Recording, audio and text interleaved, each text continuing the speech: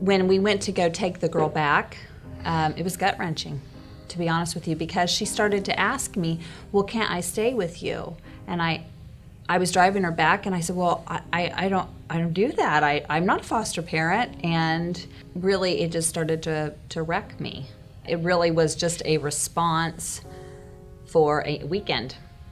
We saw a spot at church saying, hey, take a kid out of the shelter for the Christmas weekend. And we felt like that was something that our family really wanted to do. We're extremely blessed.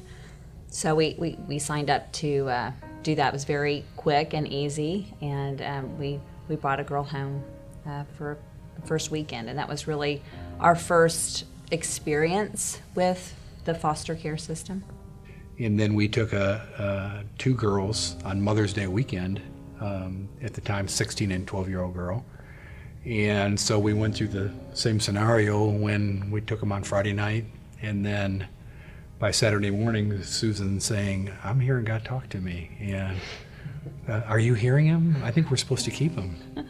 And so kind of the funny story was, well, I hear him, but not as loudly as you. So that was the beginning when we really had to wrestle between there and Sunday evening, the time to take him back. And we decided at that point that we were going to try keeping them until they decided how their situation was going to rectify. I didn't know still then what the process of being a foster parent was. So it was just the question of, do we just walk? Like, okay, can they just stay? Is it all right if they just stay? And then we'll start walking the walk. Mm-hmm.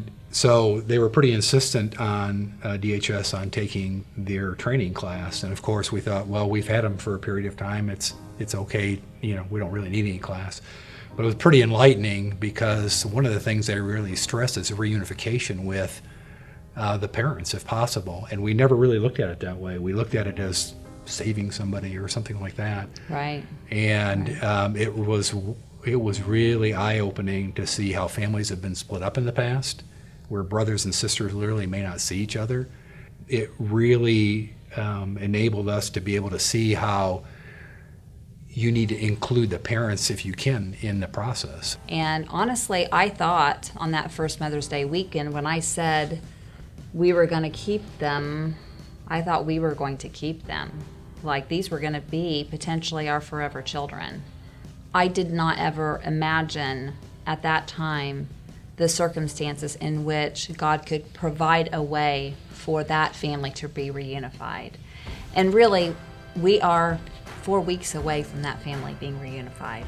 And so really that's the sweet story here, because God works through in my heart and how I saw the other parent, who I judged them to be or not to be because of the circumstances of why I had their children. But the wonderful thing has been co-parenting.